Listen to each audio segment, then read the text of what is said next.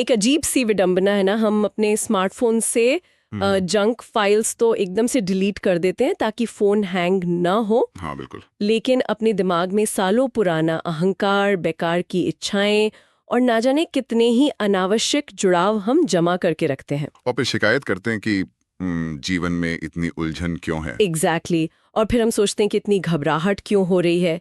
इस deep dive में हम इसी मानसिक उलझन को सुलझाने का प्रयास करेंगे। आज हम एक ऐसे विषय पर बात कर रहे हैं जो वैसे तो सदियों पुराना है, लेकिन आज की इस भागदौड़ भरी और हमेशा कुछ नया चाहिए वाली EMI वाली दुनिया में सबसे ज्यादा प्रासंगिक है। बहुत ही ज्यादा प्रासंगिक है। तो आज हम प्राचीन जैन दर्शन और विशेष रूप से आचार्य उमा स्वामी जी के तत्वार्थ सूत्र के अध्याय 7 सूत्र 17 का विश्लेषण कर रहे हैं। और इस विश्लेषण के लिए हमारे पास जो आधार है वो बहुत ही विचारोत्तेजक है।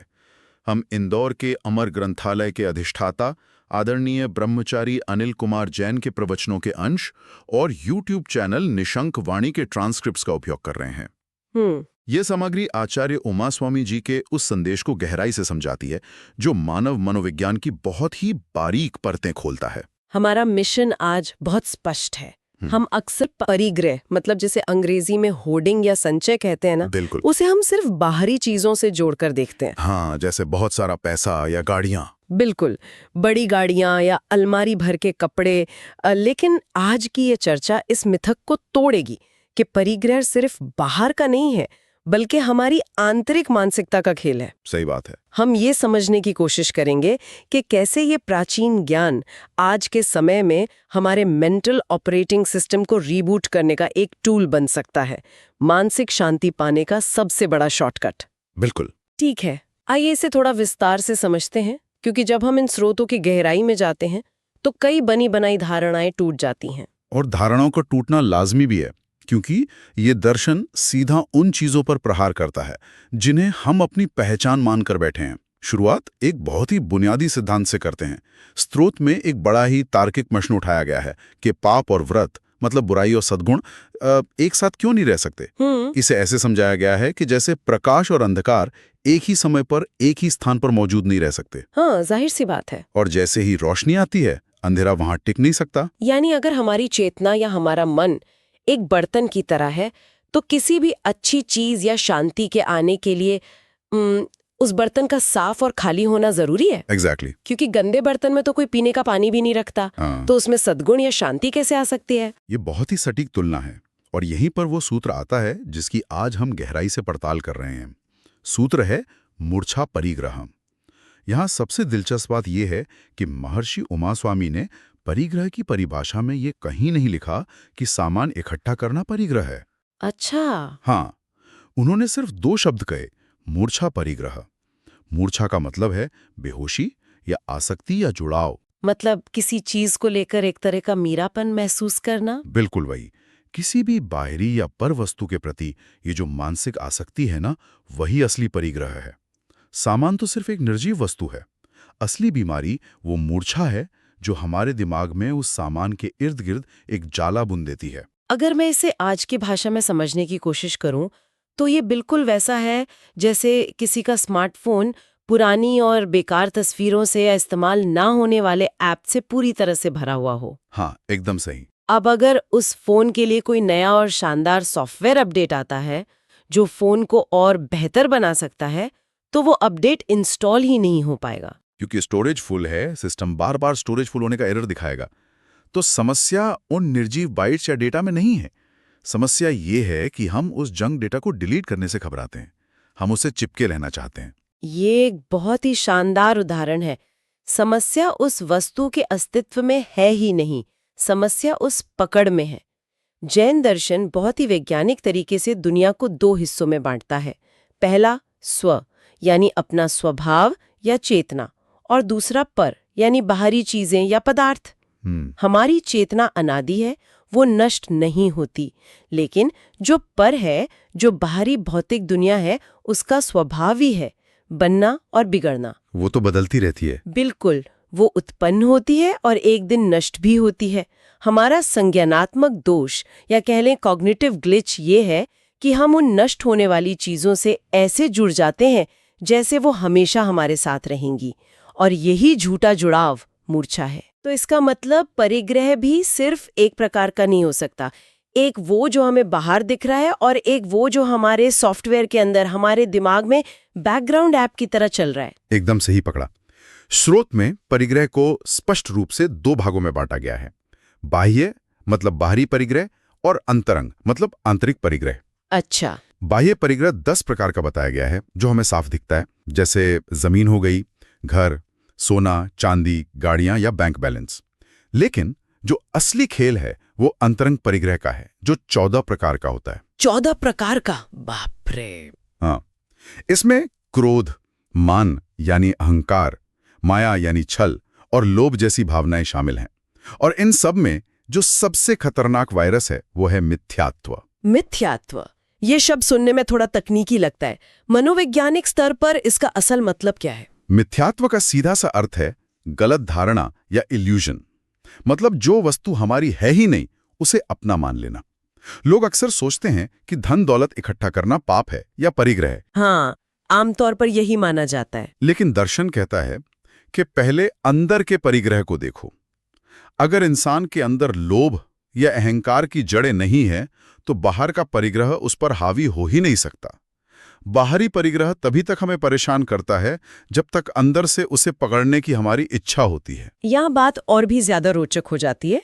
स्रोत में एक जगह ये कहा गया है कि हमारा शरीर भी हमारा नहीं है। हाँ, रुकिए, ये सुनना सैद्धांतिक तौर पर तो बहुत आध्यात्मिक लगता है, लेकिन व्यवहारिक रूप से सवाल लाजमी है। अगर हम ये मान ले कि ये शरीर हमारा नहीं है, तो क्या बीमार पड़ने पे डॉक्टर के पास जाना छोड़ दें? इस अपरिग्रह और अपने ही शरीर के प्रति लापरवाही के बीच की रेखा कहाँ खींची जाएगी? वो ये एक बहुत ही स्वाभाविक और बेहतरीन सवाल है। बचपन से हमें यही सिखाया जाता है कि शरीर ही हमारी पहचान है। लेकिन शरीर को अपना नाम मानने का मतलब लापरवाही नहीं है। इसे ऐसे समझिए, अगर आप किसी किराए के मकान में रहते हैं तो क्या आप उसकी साफ सफाई नहीं करते? बिल्कुल करते हैं। क्या लीकेज होने पर प्लम्बर को नहीं बुलाते? बुलाना ही पड़ता है। बुलाते हैं ना। लेकिन जब मकान मालिक वो घर खाली करने को कहता है तो क्या आप छाती पीटकर रोते हैं कि मेरा वजूद खत्म हो गया? नहीं, क्योंकि आप जानते हैं कि वो घर आपका नहीं था। मतलब समस्या ये नहीं है कि हम उस घर में रह रहे हैं, समस्या ये है कि हम उस घर के कागजात अपने नाम करवाने की जिद पकड़े बैठे हैं। बिल्कुल। स्रोत इसी बात को बहुत ही तार्किक तरीके से समझाता है। एक साधारण सा उदाहरण दिया गया है खाट का। एक खाट 8 लकड़ियों से मिलकर बनती है। अब जो व्यक्ति उस खाट पर सो रहा है, क्या वो व्यक्ति और वो खाट एक ही चीज है? नहीं, सोने वाला इंसान अलग है और वो लकड़ी का ढांचा बिल्कुल अलग है। ठीक इसी तरह जैन दर्शन कहता है कि ये शरीर 8 कर्मों के मेल से बना है। ये 8 कर्म एक प्रकार का सूक्ष्म ब्लूप्रिंट है जो हमारे पिछले विचारों और कार्यों से बनते हैं। और इन्हीं के आधार पर यह भौतिक शरीर खड़ा होता है। तो ये शरीर केवल एक ढांचा है, और जो चेतना या आत्मा इस शरीर रूपी खाट पर विश्राम कर रही है वो इस शरीर से बिल्कुल अलग है। वाह! अगर खाट पर सोने वाला इंसान खुद को ही खाट समझने लगे तो वो मिथ्यात्व है। ये तो ऐसा हो गया जैसे कोई व्यक्ति उस खाट को फेविकॉल से अपनी पीठ पर चिपकाकर घूमना चाहे ताकि कोई और उस पर ना बैठ सके। एकदम सही बात है। लेकिन अगर हम शरीर को सिर्फ एक मकान मान लें तो इसका मतलब है कि हमें उसकी सुंदरता या उसकी कमियों को लेकर इतना ऑब्सेस्ड नहीं होना चाहिए। क्योंकि इंसान का सबसे पहला अहंकार तो उसका रूप ही होता है। और इसी अहंकार को तोड़ने के लिए स्रोत में चक्रवर्ती राजा की जो कहानी दी गई है वो बहुत ही प्रभावकारी है। ये कोई साधारण नैतिक कहानी नहीं है, बल्कि एक रियलिटी चेक है। अच्छा, क्या कहानी है वो? एक चक्रवर्ती राजा था जो अपनी सुंदरता के लिए तीनों लोकों में प्रसिद्ध था। देवलोक में भी उसकी सुंदरता के चर्चे थे। एक दिन 2 देव उसकी सुंदरता परखने पृथ्वी पर आए। राजा उस वक्त व्यायामशाला में था, पसीने और मिट्टी से सना हुआ था, लेकिन फिर भी उसके शरीर से एक गजब की चमक आ रही थी। देवों ने उसकी बहुत प्रशंसा की। और बस वहीं उस राजा के अंदर वो मान या अहंकार वाला परिग्रह ट्रिगर हो गया होगा। हाँ बिल्कुल, राजा के भीतर का अहंकार जाग उठा। उसने देवों से कहा, अरे अभी तो आपने देखा ही क्या है, अभी तो मेरे शरीर पर धूल लगी है, आप राजदरबार में आइए। अच्छा। जब मैं स्नान करके अपने राजसी वस्त्र पहनकर आऊंगा तब मेरी असली सुंदरता देखिएगा। वो राजा स्नान गृह में गया, जहां सैकड़ों वैद्य और सेवक उसे सजाने संवारने में लग गए। वो पूरी तरह सज धज कर दरबार में पहुंचा। उसे पूरा यकीन था कि अब देव उसे देखकर मंत्रमुग्ध हो जाएंगे। लेकिन देवों का रिएक्शन तो शायद राजा की उम्मीदों से एकदम उल्टा रहा होगा। बिल्कुल उल्टा।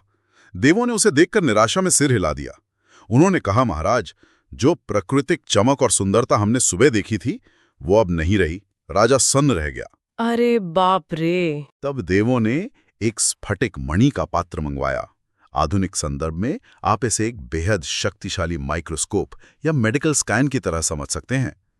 देवों ने राजा से कहा कि वो उस मणि पर फूंक मारे। फिर क्या हुआ? अपनी शक्तियों से देखकर देवों ने तुरंत बता दिया कि राजा के शरीर के अंदर कुष्ठ रोग पैदा हो चुका है और उसकी नसों में कीड़े पनपने लगे हैं। ओहो, उस व्यक्ति के मनोविज्ञान की कल्पना कीजिए जिसे अपने रूप पर इतना घमंड था और अचानक उसे पता चले कि अंदर से वो खोखला हो रहा है। जैसे ही राजा ने ये सच सुना, उसका सारा अहंकार शीशे की तरह टूट गया। उसे तुरंत वैराग्य हो गया। यह कहानी हमें ये सोचने पर मजबूर करती है कि जिसे हम महंगे लोशन और कपड़ों से सजाते संवारते हैं, वो शरीर अंदर से कितना क्षणभंगुर है। उसकी सुंदरता का कोई भरोसा नहीं है। उस पल पल बदलने वाले और सड़ने वाले शरीर को अपना शाश्वत रूप मान लेना ही मूर्छा है, और यही मूर्छा हमें शांति से दूर रखती है। तो बात सिर्फ शरीर तक ही सीमित नहीं है। शरीर के बाहर जो हमारी संपत्तियां हैं, हमारे घर, हमारी गाड़ियां, उनके साथ हमारा रवैया और भी अजीब होता है। बहुत अजीब होता है। हम चीजें खरीद तो लेते हैं, लेकिन उन्हें मानसिक रूप से छोड़ना हमारे लिए लगभग असंभव हो जाता है। अगर हम इसे व्यापक परिप्रेक्ष्य से जोड़कर देखें, इंसान की फितरत वाकई बहुत जटिल है। भौतिक दुनिया में चीजों को खरीदना सबसे आसान काम है। आपके पास बैंक बैलेंस है, आप कोई भी प्रॉपर्टी खरीद सकते हैं, लेकिन उसे छोड़ना सबसे मुश्किल काम होता है। सही बात है। स्रोत एक बहुत ही सूक्ष्म मनोवैज्ञानिक बात कहता है। अगर इंसान कोई प्रॉपर्टी बेच भी दे, उसके नाम के कागजात किसी और को दे दे और 10 साल बाद उस रास्ते से गुजरे, तो भी वो अपनी गाड़ी रोककर साथ बैठे इंसान से कहेगा, देख रहे हो, ये हवेली कभी मेरी हुआ करती थी। यार, ये तो हम सबने कभी ना कभी किया है या सुना है। कागज पर मालिकाना हक बदल गया, लेकिन दिमाग के अंदर जो मेरापन है वो अभी भी वहीं का वहीं अटका है। भाव है वो नहीं छोड़ता। प्रकृति को ही देखिए, अगर पेड़ अपने पुराने पत्तों को ना छोड़ें तो नई कोपलें कैसे आएंगी? आ ही नहीं सकती। अगर नदी का पानी एक जगह रुक जाए और आगे बहने से इनकार कर दे तो वो सड़ जाएगा। छोड़ना ही जीवन का प्राकृतिक नियम है। और बात सिर्फ संपत्तियों की नहीं है। जो अच्छे काम हम करते हैं, जैसे किसी संस्था को दान देना या मंदिर बनवाना, वहां भी हमारा अहंकार हमारे आगे खड़ा हो जाता है। लेकिन एक मिनट, अगर कोई इंसान अहंकार के साथ ही सही समाज में पैसा दान कर रहा है, अस्पताल या स्कूल बनवा रहा है, तो क्या वो परिग्रह या पाप है? सामाजिक स्तर पर तो वो किसी का भलाई कर रहा है ना? ये एक बहुत ही वाजिब तर्क है। सामाजिक स्तर पर निश्चित रूप से वो एक अच्छा काम है, लेकिन दर्शन व्यक्ति के आंतरिक विकास की बात कर रहा है। समाज का तो भला हो गया, लेकिन उस दान देने वाले इंसान के मन में जो मैंने किया का अहंकार पनपा, वो उसके अपने मेंटल ऑपरेटिंग सिस्टम के लिए एक बड़ा ग्लिच है। अच्छा, इस तरह से उसने पैसा तो छोड़ दिया, लेकिन उस पैसे से मिलने वाली वाहवाही को पसकर पकड़ लिया।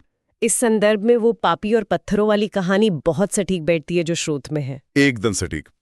एक बार एक अपराधी को एक गुस्साई भीड़ पत्थर मारने वाली थी। तभी वहां से एक महापुरुष गुजरे। उन्होंने उस अपराधी से पूछा, क्या तुमने यह पाप किया है? उसने रोते हुए अपनी गलती मान ली। तब महापुरुष ने उस भीड़ की ओर मुड़कर कहा, इसे सजा जरूर मिलनी चाहिए, लेकिन एक शर्त है।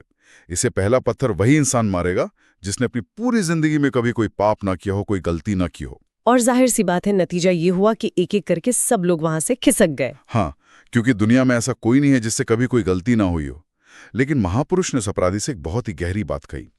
उन्होंने कहा कि तुम उन सबसे बेहतर हो, क्योंकि उन लोगों ने अपनी गलतियों को अहंकार के पर्दे के पीछे छुपा लिया, जबकि तुमने अपना अपराध स्वीकार कर लिया, अपनी गलती मान ली। हाँ, जैन दर्शन में इसे निश्चल्य होना कहते हैं, यानी भीतर से कपट और छल का कांटा निकाल फेंकना, अपनी गलती मान लेना, भीतर से हल्का हो जाना ही शांति की पहली सीढ़ी है। और यही हल्कापन, यही अहंकार मुक्ति हमें दान और धर्म के कामों में भी लानी चाहिए। श्रोत्र में जो दिल्ली के धर्मपुरा के पंचायती मंदिर का ऐतिहासिक उदाहरण दिया गया है, वो इस बात को बहुत खूबसूरती से समझाता है। वो उदाहरण सिर्फ इतिहास नहीं बल्कि मनोविज्ञान का एक बेहतरीन केस स्टडी है। अच्छा। एक बहुत ही अमीर सेठ ने अपने अकेले के पैसों से एक भव्य मंदिर बनवाया। वह चाहता तो उस पर अपना नाम लिखवा सकता था, दुनिया भर में सेठ जी का मंदिर कहलवा सकता था। हाँ। अक्सर लोग ऐसा ही करते हैं। लेकिन उसे इस मूर्छा और परिग्रह के खतरे का गहरा एहसास था। वो जानता था कि अगर उसने ऐसा किया तो वो मंदिर उसकी शांति का नहीं बल्कि उसके अहंकार का केंद्र बन जाएगा। तो उसने एक बहुत ही अजीब कदम उठाया। हाँ, जब उसने देखा कि मंदिर की सीढ़ियां बननी बाकी हैं, तो वो समाज के लोगों के पास गया। उसने अपनी झोली फैलाकर कहा कि मेरे पास सीढ़ियां बनाने के पैसे खत्म हो गए हैं, आप लोग इसमें अपना थोड़ा थोड़ा योगदान दे। अरे, लोग हैरान थे कि इतना बड़ा सेठ चंद रुपयों के लिए हाथ फैला रहा है। ताकि वो मंदिर सिर्फ उसका ना रहे बल्कि पूरे समाज का हो जाए। बिल्कुल, सबने दान दिया, सीढ़ियां बनी, और उस मंदिर का नाम किसी व्यक्ति विशेष पर नहीं बल्कि पंचायती मंदिर रखा गया। सेठ जी ने जानबूझकर ये किया ताकि उनके मन में या उनके आने वाली पीढ़ियों के मन में ये अहंकार न पनपे कि ये वेदी हमारी है या ये प्रतिमा हमने लगवाई है। वाह! स्रोत बहुत स्पष्ट रूप से कहता है कि धर्म के स्थान पर जाकर अपनी संपत्ति का प्रदर्शन करना या उस पर मानसिक अधिकार जताना सबसे बड़ा पाप है। ये सच में सोचने का नजरिया बदल देता है। मतलब अपना पैसा देना, दान करना महत्वपूर्ण है, लेकिन दान देकर उस पर अपना मानसिक अधिकार जताना, वो मूर्छा है। वही मूर्छा है, खड़ा होता है। हम सब शिकायत करते हैं कि हमारे जीवन में शांति नहीं है, हम आज़ादी चाहते हैं, मोक्ष या मुक्ति चाहते हैं, लेकिन क्या हम सच में अपना बोझ छोड़ने को तैयार हैं? क्या हम उस ठप्पे को छोड़ने को तैयार हैं? हम संसार का सारा वैभव भी अपनी मुट्ठी में रखना चाहते हैं और आसमान में उड़ना भी चाहते हैं। ये दोनों एक साथ कैसे हो सकता है? इस बोझ वाली बात पर मुझे स्रोत में दिया गया पंडित वर्णी जी और उस नाविक का किस्सा याद आ रहा है। ये किस्सा परिग्रह के असली अर्थ को एकदम साफ कर देता है। हाँ, वो किस्सा बहुत ही मजेदार और एक गहरे दर्शन से भरा हुआ है। पंडित वर्णी जी अक्सर लोगों को समझाते थे कि पैसा परिग्रह का कारण है, इसका मोह छोड़ना चाहिए। एक बार उन्हें एक नदी पार करनी थी। उन्होंने एक नाविक से कहा कि मुझे नाव में बिठा लो।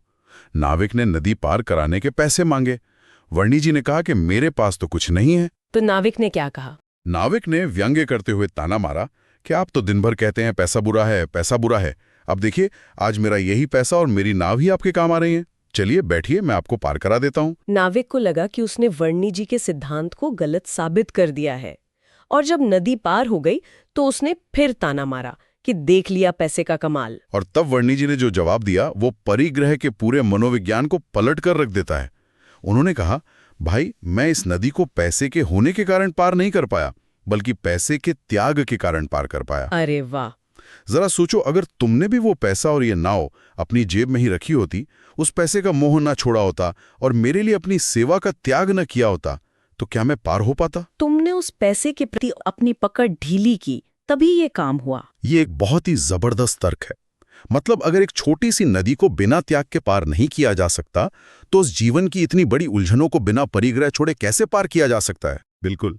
और अगर हम खाली नहीं होंगे, अगर हम हर चीज को बटोरने में लगे रहेंगे, तो हम उस व्यापारी के बेटे की तरह बीच समुद्र में डूब जाएंगे। वो 4 कनस्तर वाली कहानी इंसान के लालच का एक बहुत ही सटीक चित्रण है।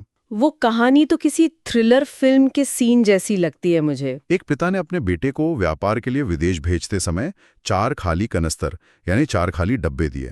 पिता अनुभवी था। उसने कहा कि इन डब्बों को मजबूती से बांधकर रखना और कभी खोलना मत। अच्छा, एक बैकअप प्लान की तरह? हाँ, अगर समुद्र में जहाज पर कोई विपत्ति आए तो इन खाली डिब्बों के सहारे तुम पानी में तैरकर अपनी जान बचा सकते हो। एक बैकअप प्लान था। लेकिन इंसान का दिमाग ना, जब सर्वाइवल की जगह लालच हावी होता है तो वो कैसे काम करता है? ये बेटा उसका जीता जागता उदाहरण बन गया। जब वो खूब सारा धन कमाकर लौट रहा था, जहाज रत्नों से भर गया था। बिल्कुल। पैर रखने की भी जगह नहीं बची थी। तब उस बेटे के दिमाग में मूर्छा हावी हो गई। उसने सोचा कि इन खाली डिब्बों को ऐसे ही खाली ले जाने का क्या फायदा, ये तो जगह की बर्बादी है। उसने पिता की चेतावनी को अनसुना कर दिया। डिब्बों के ढक्कन खोले और उन चारों डिब्बों को भी बेशकीमती रत्नों से खचाखच भर दिया। उसे लगा उसने बहुत होशियारी का काम किया है। हाँ, लेकिन दुर्भाग्य से वापसी में जहाज एक भारी तूफान में फंसकर टूट गया। अब जान बचाने का वक्त था। बेटे ने तुरंत उन डिब्बों को उठाया, ये सोचकर कि मैं इनके सहारे तैर लूंगा। लेकिन जैसे ही उसने वो भारी डिब्बे पानी में फेंके और खुद उनके सहारे टिकने की कोशिश की, वो डिब्बे तुरंत पानी में डूब गए। क्योंकि वो अब खाली नहीं थे। बिल्कुल। वो डिब्बे जो उसकी जान बचा सकते थे, अब इतने भारी हो चुके थे कि लालच के कारण वे ही उसकी मौत का कारण बन गए। बहुत गहरी बात है। स्रोत हमें यही समझा रहा है कि हमें भी अपने अंदर के डिब्बों को, अपनी चेतना को बेवजह की इच्छाओं और मूर्छा से खाली रखना पड़ेगा। हम अक्सर अनजाने में उन डिब्बों को संपत्तियों से, मैंने ये किया, मैंने वो हासिल किया, के भारी अहंकार से भर लेते हैं। जब जीवन में मुसीबत का तूफान आता है तो ये सारा भारीपन हमें डुबा देता है। खालीपन ही हमें तैरना सिखाता है। ये लालच सच में इंसान के सोचने समझने की क्षमता को अंधा कर देता है। और सबसे डरावनी बात ये है कि लालच का कोई अंत नहीं है। एक बायोलॉजिकल लिमिट होती है ना, इंसान का पेट भर जाता है, नींद पूरी हो जाती है, लेकिन मन की भूख का कोई अलार्म नहीं होता। बिल्कुल नहीं होता। राजा श्रेणिक और मम्मन सेठ की जो कहानी स्रोत में दी गई है वो इसी अंतहीन लूप को दर्शाती है। मम्मन सेठ की कहानी मनोविज्ञान के नजरिए से बहुत ही भयावह है। जरा उस दृश्य की कल्पना करें। एक बहुत ही अंधेरी और तूफानी रात है, बिजली कड़क रही है। राजा श्रेणिक अपने महल की सुरक्षित खिड़की से बाहर देखते हैं। तो राजा को स्वाभाविक रूप से उस पर बहुत दया आती है। उन्हें लगता है कि ये कोई बहुत ही गरीब, बेसहारा इंसान है जिसके पास खाने को नहीं है और जो अपनी मजबूरी में जान दांव पर लगा रहा है। राजा उससे अपने दरबार में बुलाते हैं, लेकिन जब वो व्यक्ति सामने आता है तो वो कोई गरीब मजदूर नहीं, बल्कि उस शहर का सबसे मशहूर और रईस व्यक्ति मम्मन सेठ निकलता है। अरे! राजा हैरान होकर पूछते हैं कि तुम इतनी उम्र में इतनी रात गए और ऐसे तूफान में ये मजदूरी क्यों कर रहे हो? तो सेठ एक ऐसा जवाब देता है जो सुनने में तो सामान्य लगता है, लेकिन उसके पीछे एक गहरी मानसिक बीमारी छिपी थी। क्या कहा उसने? सेठ कहता है, मेरे पास एक बहुत ही खास बैल है। मैं चाहता हूं कि उसकी जोड़ी बनाने के लिए एक और वैसा ही बैल खरीद लूं। बस उसी के लिए दिन रात मेहनत करके ये लकड़ियां बेच रहा हूं। राजा को फिर दया आती है। वो कहते हैं कि अगर बात सिर्फ एक बैल की है तो मेरी शाही गौशाला से जो चाहूं वो बैल ले लो, पर इस बुढ़ापे में ये भयानक मेहनत छोड़ दो। लेकिन सेठ का जवाब राजा की होश उड़ा देता है। सेठ कहता है, महाराज बुरा मत मानिएगा, लेकिन आपके पूरे राजकोष में भी वो हैसियत नहीं है जो मेरे उस एक बैल की बराबरी कर सके। बाप रे! राजा चकित रह जाते हैं। उनका ईगो भी हर्ट होता है और जिज्ञासा भी बढ़ती है कि आखिर ऐसा कौन सा बैल है। राजा कहते हैं कि मुझे वो बैल देखना है। सेठ राजा को अपने घर के एक बहुत ही सुरक्षित गुप्त तहखाने में ले जाता है। फिर क्या हुआ?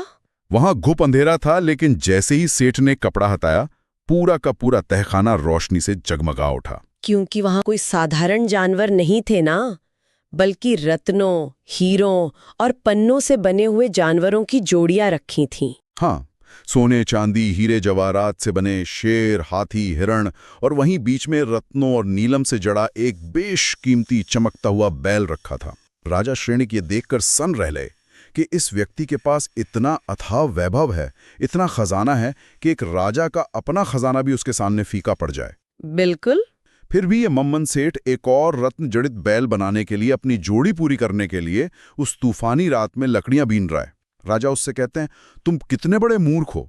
तुम्हारे पास इतना धन है कि तुम अपनी कई पीढ़ियों को बैठा कर खिला सकते हो, फिर भी तुम इसका आनंद लेने के बजाय, शांति से बैठने के बजाय इस बुढ़ापे में भी इच्छाओं की आग में जल रहे हो। यही तो है परिग्रह की सबसे बड़ी त्रासदी। इंसान के पास उसकी आवश्यकता से बहुत ज्यादा होता है, लेकिन इच्छाओं का पेट इतना बड़ा और खोखला है कि उसमें दुनिया भर का खजाना भी डाल दो तो भी वो भूखा ही रहता है। उसे हमेशा वही चीज दिखाई देती है जो उसके पास नहीं है। स्रोत बहुत गहराई से इस बात को रेखांकित करता है कि आवश्यकताएं पूरी की जा सकती हैं, लेकिन इच्छाओं का कोई डिजाइन ऐसा नहीं है कि वो कभी भर सकें। मम्मन सेठ का अंत क्या हुआ? क्या हुआ? वो उस लकड़ी बीनने की प्रक्रिया में, उसी लालच में एक दिन मर गया और उसका सारा का सारा वैभव, सारा खजाना राजकोष में जमा हो गया। उसने जीवन भर जो जोड़ा, जो मूर्छा पाली, वो उसके किसी काम नहीं आई। वो सिर्फ अशांति और लालच में जलता रहा। तो आखिर इस सब का मतलब क्या है? हम इस पूरी चर्चा और इस दर्शन को अपने आज के जीवन के साथ कैसे जोड़ सकते हैं? पूरी चर्चा का सार यही है कि शांति बैंक बैलेंस में, बड़ी संपत्तियों में या सोशल मीडिया पर हमारे फॉलोअर्स की कतार में नहीं है। शांति है मूर्छा के अभाव में, जुड़ाव के ना होने में। जब तक हम ये मानते रहेंगे कि बाहरी चीजें हमारे भीतर के खालीपन को भर देंगी, हम मम्मन सेठ की तरह उस अंधेरी रात में लकड़ियां ही बीनते रहेंगे। फर्क सिर्फ इतना है कि वो लकड़ियां आज के समय में हमारे बैंक अकाउंट के बढ़ते हुए शून्य हो सकते हैं या और ज्यादा पावर की चाहत हो सकती है। गुरुजी ने अपने प्रवचन में एक बहुत ही सटीक बात कही थी कि जितना ज्यादा लाभ होता है उतना ही लोभ बढ़ता है। और ये बात आज के आधुनिक भागदौड़ वाले जीवन में 100% सच साबित होती है। हम सोचते हैं कि एक बार ये घर बन जाए या ये प्रमोशन मिल जाए तो शांति मिल जाएगी, लेकिन एक चीज हासिल करते ही तुरंत दूसरी की चाहत शुरू हो जाती है। शांति बाहर के धन में नहीं है, बल्कि हमारे अपने भीतर, हमारे अंतरंग स्वभाव में है। बिल्कुल। दर्शन ये नहीं कहता कि चीजों का होना बुरी बात है। पैसे कमाना या घर बनाना बुरा नहीं है, लेकिन उन चीजों का हम पर हावी हो जाना, उनका हमारे मेंटल स्पेस का मालिक बन जाना बुरी बात है। हमें ये सीखना होगा कि हम संसार में रहें, लेकिन संसार हमारे भीतर न रहे। हम एक बड़े और सुंदर मकान में जरूर रहें, लेकिन वो मकान हमारे दिमाग में 24 घंटे ना रहे। यही अपरिग्रह का सच्चा अर्थ है, और यही वो शॉर्टकट है जिससे हम इस शोरगुल वाली दुनिया में भी असली मानसिक शांति पा सकते हैं। सच में आज की ये चर्चा बहुत ही आंखें खोलने वाली रही। परिग्रह और मूर्छा का ये प्राचीन सिद्धांत हमें अपने ही जीवन को, अपनी ही आदतों को एक नए और स्पष्ट चश्मे से देखने पर मजबूर करता है। और अब समय आ गया है इस चर्चा को विराम देने का। लेकिन इस डीप डाइव को खत्म करने से पहले ये सोचने वाली बात है कि हमारे जीवन में ऐसे कौन से खाली कनस्तर हैं जिन्हें हम अनजाने में अपनी महत्वाकांक्षाओं, अपने झूठे अहंकार और आसक्तियों के भारी पत्थरों से भर रहे हैं। ये बहुत जरूरी सवाल है। और क्या होगा अगर किसी दिन जीवन में अचानक कोई बड़ा तूफान आए और वो डिब्बे हमें बचाने के बजाय हमें ही डुबा दें? शायद आज समय आ गया है ये जांचने का कि वास्तव में हमारे जीवन में क्या खाली है और क्या भरा हुआ। अगली बार फिर मिलेंगे एक नए विषय और एक नई गहन चर्चा के साथ।